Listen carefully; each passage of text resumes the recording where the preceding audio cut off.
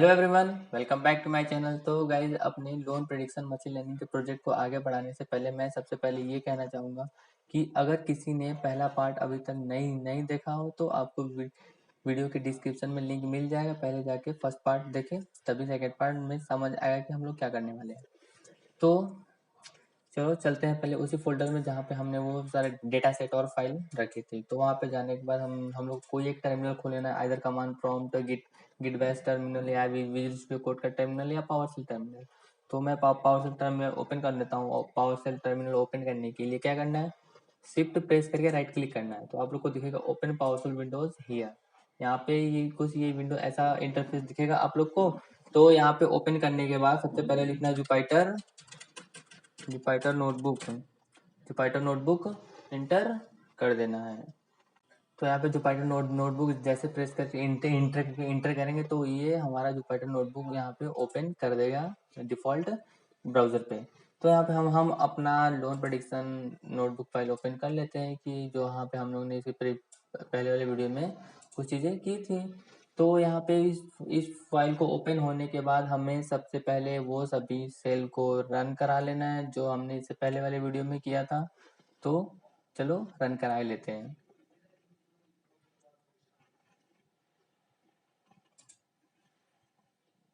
तो यहाँ पे आने के बाद हम सारे सेल्स को वन बाय वन रन करा लेते हैं। मैंने सारे सेल्स को रन करा दिया और यहाँ पे वेट कर लेता हूँ कि सारे सेल्स एक बार में सारे रन हो गए। हाँ, सारे रन हो गए।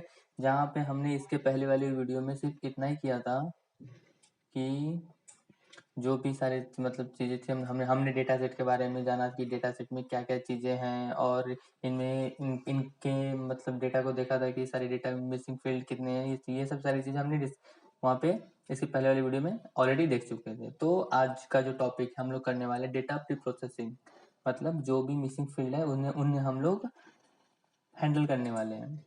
तो चलो सबसे पहले हैंडल करते हैं किसको, न्यूमेरिकल डेटा को हैंडल कर लेते हैं। लेकिन मैं सबसे पहले दिखा देता हूँ कि df डॉट इजनल डॉट ब्रैकेट के बाहर डॉट सम की जैसे हम लोग करेंगे तो आपको दिखेगा कि 1 2 3 4 5 6 7 ये सब सारे के सारे क्या है, नल है। तो हमें इसे हैंडल करना पड़ेगा। तो एक बार हम लोग देख लेते हैं कि वो उनके डेटा टाइप क्या क्या है। डेटा टाइप आप लोगों को देखने को मिल गया होंगे कि नीचे के सारे इंट फ्लोट मतलब ये सब न्यूमेरिकल है। तो हम लोग सबसे पहले न्यूमेरिकल डेटा को हैंडल करते हैं। तो चलो हैंडल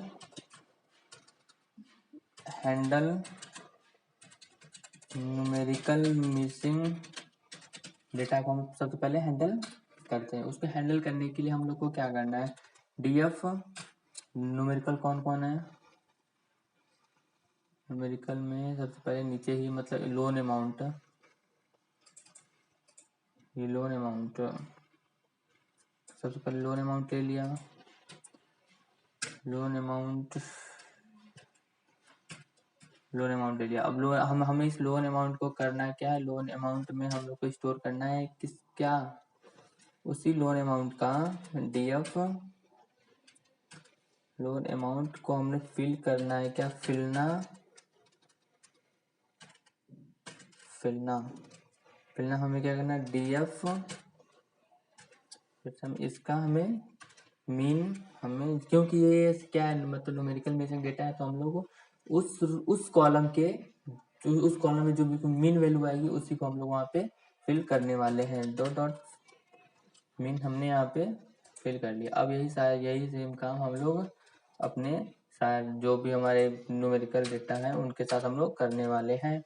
तो यहाँ पे दो और है क्या, लोन अमाउंट टर्म और credit history. Loan amount term को पहले एक बार कर लेते हैं, पेस्ट कॉपी करके पेस्ट एंड पेस्ट, ये भी हो गया। अब हमें क्या करना है, प्रो क्रेडिट हिस्ट्री को भी चलो कॉपी करके सब जगह पेस्ट कर देते हैं। तो चलिए कॉपी करके हमने पेस्ट कर लिया। अब देखिए इसी से रन करा के आप लोग को एक बार दिखा देता हूँ कि क्या होता है कि सच में यार मतलब जो भी मतलब फिलिंग मिसिंग डेटा थी वो फिल हुआ भी या नहीं हुआ। डॉट सम हमने करके देखा तो हमें दिख रहा है कि हाँ चलो न्यूमेरिकल डेटा हैंडल हो गया, बस कैटेगोरिकल डेटा बची हुई है। तो फिर से लिख लेते हैं क्या, हैंडल कैटेगोरिकल मिसिंग डेटा। अब हम लोग कैटेगोरिकल मिसिंग डेटा को हैंडल करते हैं यहाँ पे। अब वही सेम काम करेंगे, लेकिन हम लोग यहाँ पे क्या करने वाले, हम लोग उस कॉलम के मोड को लेंगे। मोड को लेने के लिए हम लोग आपको पहले दिखा देता हूँ। मान लो जेंडर ही ले लेता हूँ, जेंडर, क्योंकि जेंडर यहाँ पे आप लोग को दिखेगा कि ये यहाँ पे 13 मिसिंग एलिमेंट्स हैं। डॉट मोड जैसे हम लोग इसका फाइंड करेंगे तो हमें क्या मिलेगा, 0 मेल। तो हम लोग जैसे ही इसका जीरोथ इंडेक्स लेंगे तो हमें सिर्फ मेल मिलेगा। तो हम लोग को क्या करना है, यही सेम चीज यूज करना है। तो वही से सारे के सारे काम हम लोग को फिर से वही करने हैं। तो मैं वहाँ वही सेम लाइन कॉपी करके यहाँ पे पेस्ट कर देता हूँ। और यहाँ पे क्या लिखना है, जेंडर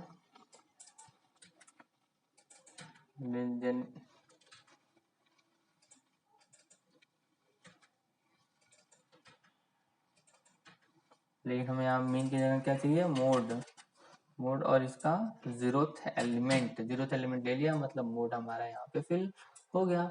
अब चलो यही काम जो बाकी जो बच्चे कितने लोग थे, 3 लोग और थे, उनके लिए कर लेते हैं। जेंडर हो गया। अब जेंडर के बाद हमें क्या चाहिए, मैरिड। जेंडर के बाद चलो मैरिड को भी कर लेते हैं भाई। कॉपी पेस्ट, बस कॉपी पेस्ट करना है और हमारा काम होता चला जाएगा। तो मैरिड भी हो गया। मैरिड के बाद क्या है, डिपेंडेंट्स। चलो डिपेंडेंट्स को भी कर लेते हैं। डिपेंडेंट्स भी हो गया। अब डिपेंडेंट्स के बाद एक चीज और बचा है, क्या, सेल्फ एम्प्लॉयड। चलो तो हमने यहाँ पे सेल्फ एम्प्लॉयड को भी यहाँ पे हमने जो भी मिसिंग डेटा थी उसे फिल कर दिया उसके मोड वैल्यू से। क्यों, क्योंकि कैटेगोरिकल डेटा है, इसका मीन मीडियम कुछ निकलेगा नहीं, इससे मोड ही निकलेगा। क्योंकि मोड क्या होता है कि जो सबसे ज्यादा टाइम अकर होगा वही चीज मोड होता है। तो एक बार फिर से मैं आप लोग को दिखा देता हूँ। इजनल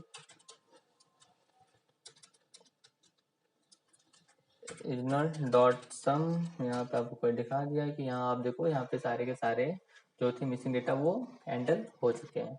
अब इतना करने के बाद चलो कुछ हम लोग एक्सप्लोरेटरी डेटा एनालिसिस कर लेते हैं।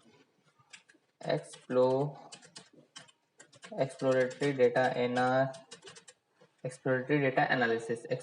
एनालिसिस करते हैं कि क्या क्या चीजें थी। तो चलो अब स्टार्ट करते हैं। तो यहाँ पर भी क्या है, मतलब न्यूमेरिकल डेटा और कैटेगोरिकल डेटा है। तो सबसे पहले कैटेगोरिकल डेटा को हम लोग ग्राफ ड्रॉ करके देख लेते हैं कि क्या होता है। कैटेगोरिकल डेटा में हम लोग चलो क्या करते हैं, क्या कहते हैं, हमें सबसे पहले हम यहाँ पे सीबॉर्न लाइब्रेरी का यूज करेंगे करने के लिए। तो उसके पहले सबसे पहले आप लोग को करना क्या है, सीबॉर्न को डाउनलोड करके इंस्टॉल करना है। तो यहाँ पे क्या एक्सक्लेमेटरी साइन लगानी और लिखना है क्या, पिप इंस्टॉल SEABORN। सीबॉर्न जैसे लिख के हम लोग प्रेस इंटर करेंगे तो वो सीबॉर्न को डाउनलोड करके इंस्टॉल कर देगा। तो सबको इंस्टॉल कर ले। यहाँ पे कैटेगोरिकल डेटा को चलो हम अब करते हैं। तो यहाँ पे हम पहले सबसे पहले इंपोर्ट कर लेते हैं। Import SEABORN seaborn as SNS। आप चलो प्लॉट करते हैं, SNS.COUNT काउंट प्लॉट हम यहाँ पे प्लॉट करने वाले हैं। किसके लिए, कैटेगोरिकल डेटा के लिए काउंट प्लॉट। DF में मान लो हम लोग जेंडर पास कर दिया। अब यहाँ पे देख लेते हैं, जेंडर पास कर दिया। आप रन करा के देख लेते हैं कि क्या सच में कुछ प्लॉट होता भी है कि नहीं होता है यार। हाँ यहाँ पे देखो, यहाँ पे मेल और फीमेल के बारे में यहाँ पे हो चुका है। देखो यार, ऐसा मत सोचना है कि मेरा यहाँ बिना इंस्टॉल किया हो, कि नहीं, मेरे सिस्टम में सीबॉर्न ऑलरेडी इंस्टॉल्ड है। तो मैंने आप नहीं किया, आपके सिस्टम में इंस्टॉल ना हो तो सिंपल इसे रन करा दे और ये क्या करेगा, सीबॉर्न को डाउनलोड करके इंस्टॉल कर देगा। तो वही सेम चीज SNS डॉट काउंट प्लॉट में हम लोग फिर से क्या, DF। अब चलो देखो, मैंने यहाँ पे ब्रैकेट लगा के दिखा था। अब मैं डायरेक्ट ऐसे भी लिख सकता हूँ, किसको, DEPENDENTS डिपेंडेंट्स यूज कर रहा हूँ। देखो अभी डिपेंडेंट्स का भी सेम चीज कर दिया। तो आप लोग इसे मतलब ऐसे ही ग्राफ ड्रॉ करके देख सकते हैं कि कौन सी वैल्यू कितनी है और कितनी इन सब की रेटेड है। और जैसे कि मैं मेरिट का भी दिखा देता हूँ। SNS.COUNT count plot DF.MARRIED merit का भी आप लोग को दिखा दिया कि हाँ कि 200% 200 लोग से ज़्यादा नो है और करीब नियर अबाउट 400 लोग एस मतलब मेरिट हो चुकी है। तो इतना तो देख लिया। अब हम लोग किसके लिए देखते हैं, न्यूमेरिकल डेटा के लिए कि उनको न्यूमेरिकल डेटा के उन सब के बीच में क्या रिलेशन है, कुछ भी रिलेशन है कि नहीं है। तो यहाँ पे हम लोग SNS.dist प्लॉट का यूज करेंगे। क्यों डिस्ट प्लॉट, ये मतलब बताएगा कि डेटा कैसे डिस्ट्रीब्यूटेड है। तो डिस्ट्रीब्यूटेड के लिए df डॉट डिस्टर्ब यार पता कुछ चल नहीं रहा है, तो यहाँ पे हम क्या करते हैं df.columns कॉलम में सारी चीजें यहाँ पे मिल जाएंगी। तो चलो ये हम लोग कॉपी करके यहाँ पे पेस्ट कर देते हैं, तो यहाँ पे हमें इसका दिख जाएगा। यहाँ पे ये हमें दिखा कि ये जो डेटा है मतलब जो डिस्ट्रीब्यूटेड है वो नॉर्मली डिस्ट्रीब्यूटेड नहीं है, तो हमें इसका भी कुछ ना कुछ जुगाड़ करना पड़ेगा। प्रॉपर्टी एरिया, एरिया का भी हम लोग देखते हैं। प्रॉपर्टी एरिया तो कैटेगरी का लोन अमाउंट देखते हैं, लोन अमाउंट देखते हैं। तो हमें क्या करना है, SNS dot dist dist plot DF dot. अब इसके लिए हमने देखा कि ये भी नॉर्मली डिस्ट्रीब्यूटेड नहीं है। और डिस्ट प्लॉट के साथ साथ हम क्रेडिट हिस्ट्री को भी चेक कर लेते हैं कि क्या है चीज़, ये सब सारी चीज़ें हैं। कि ऐसे आप लोग वन बाय वन सारे सारे मतलब न्यूमेरिकल कॉलम्स के लिए आप लोग चेक कर सकते हैं। तो डिस्ट डिस्ट प्लॉट में आप लोग को दिख डीएफ डॉट ये दिखा देता हूँ कि मतलब ये भी नॉर्मली डिस्ट्रीब्यूटेड नहीं है। तो हम लोग को कुछ ना कुछ ऐसा करना पड़ेगा जो ये जो न्यूमेरिकल डेटा है उनको वो सारे सारे नॉर्मली डिस्ट्रीब्यूटेड हो जाए। क्लियर। अब सीधे से डीएफ डॉट हेड, यहाँ पे आप लोग को एक चीज देखने को मिल रहा होगा कि ये एप्लीकेंट इनकम और कम्प्लीकेंट इनकम मतलब दोनों इनकम ही है।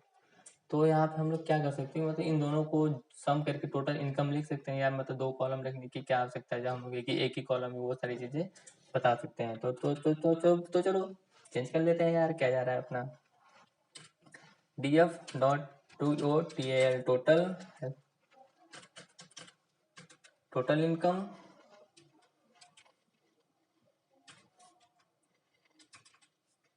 टोटल इनकम में हमें क्या है, एक नया कॉलम बनेगा जहाँ पे हमें स्टोर करना है क्या क्या DF applicant income plus DF में क्या कॉम्प्लीकेंट इनकम को स्टोर कर देना है। तो फिर से हम लोग क्या दिखा देता हूँ DF dot head.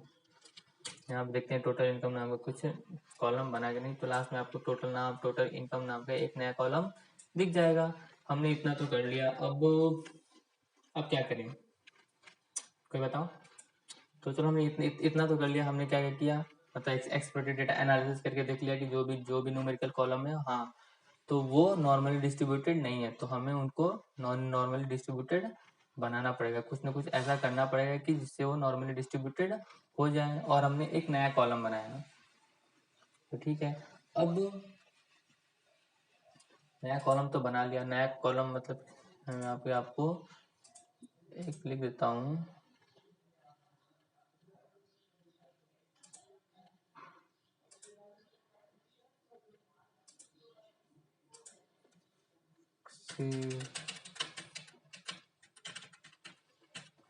New column यहाँ पे क्रिएट किया। अब क्या करते हैं, अब हम लोग डेटा ट्रांसफॉर्मेशन करते हैं। क्या कैसे हम लोग उन्हें क्या करें, बताओ क्या करें उन सभी डेटा को नॉर्मल डिस्ट्रीब्यूट कर सके। तो यहाँ पे मैं लॉगरिथमिक यूज करने वाला हूँ और उन सभी वैल्यू की लॉगरिथमिक वैल्यू को यहाँ पे मैं करने वाला हूँ। तो चलो सबसे पहले क्या करता हूँ, तो सबसे पहले फर्स्ट कॉलम को ले लेता हूँ डीएफ एप्लीकेंट। यहाँ पे मैंने लॉग लास्ट में जोड़ लिया कि एक, क्योंकि लॉग लेने के बाद वो हम लोग एक नया कॉलम ही क्रिएट कर देंगे एप्लीकेंट इनकम का लॉग। क्लियर। तो अब इतना तो कर दिया हमने एप्लीकेंट डीएफ डॉट एप्लीकेंट, ठीक है। डीएफ डॉट एप्लीकेंट ये सब सारी चीज़ें कहाँ पे हम लोग जाएगी, एंड हम लोग लॉग वैल्यू स्टोर करने वाले हैं। तो यहाँ पे आप लोग देखो एप्लीकेंट लॉग में हमने np.log df एप्लीकेंट इनकम की लॉग वैल्यू को हमने यहाँ पे स्टोर करने वाले हैं। स्टोर करने के साथ बाद हम लोग यहाँ पे कि फिर से क्या करेंगे, तो यार ड्रॉ करके देख लेते हैं क्या सच में मतलब हो भी रहा है कि नहीं। डिस्ट प्लॉट करके हमने देखा किसका, df डॉट एप्लीकेंट इनकम की। हाँ अब दिख रहा है कि हाँ कुछ लग रहा है कि हाँ ये नॉर्मली डिस्ट्रीब्यूटेड हो गया है। तो कॉम्प्लिकेट इनकम का भी वही सेम चीज होगा। तो मैं डायरेक्टली आप लोग को प्लॉट करके दिखा दे रहा हूँ कि आप लोग को ज़्यादा दिक्कत ना हो। तो आप लोग यहाँ देख सकते हैं कॉम्प्लिकेट इनकम का भी सेम चीज़ नॉर्मली डिस्ट्रीब्यूटेड आया। हाँ ये भी नॉर्मली डिस्ट्रीब्यूटेड है। और आप लोग को मैं लोन अमाउंट का चेक कर लेते हैं कि लोन अमाउंट का क्या आता है। लोन अमाउंट का भी आप लोग को नॉर्मली डिस्ट्रीब्यूटेड मिल रहा है। तो हम लोग को ये पता चला है कि हाँ जो हमने लॉग वैल्यू ले रहे हैं कि वो प्रॉपर नॉर्मली डिस्ट्रीब्यूटेड हमारे कॉलम को बना दे रहा है। तो इसका भी हमने देखा कि हाँ ये भी ठीक है, नॉर्मली डिस्ट्रीब्यूटेड चल रहा है, काम चल जाएगा। और लास्ट कॉलम जो हमने अपना नया कॉलम बनाया था क्या, टोटल इनकम का भी देख लेते हैं कि वो भी नॉर्मली डिस्ट्रीब्यूटेड है कि नहीं। हाँ ये भी हमारा नॉर्मली डिस्ट्रीब्यूटेड है। तो गाइज आज हमने क्या किया कि मतलब छोटा ये मतलब एक्सप्लोरेटरी डेटा एनालिसिस की, और यहाँ पे हमने डेटा ट्रांसफॉर्मेशन किया कि हमने जो भी डेटा थी वो नॉर्मली डिस्ट्रीब्यूटेड नहीं थी, हमने उसे नॉर्मली डिस्ट्रीब्यूटेड बनाया। जहाँ पे आप लोगों को ग्राफ के थ्रू दिख जा रहा होगा कि हमारा डेटा नॉर्मली डिस्ट्रीब्यूटेड है बिल्कुल कितनी अच्छी तरह से। तो गाइज बस आज के लिए इतना ही रखते हैं, मिलते हैं अपने नेक्स्ट वीडियो में और हमने आगे की प्रोसेस करेंगे और अपने मॉडल को ट्रेन करेंगे। तो गाइज बस आज के लिए इतना ही, मिलते हैं अपने नेक्स्ट वीडियो में, तब तक के लिए thank you, tata and bye bye.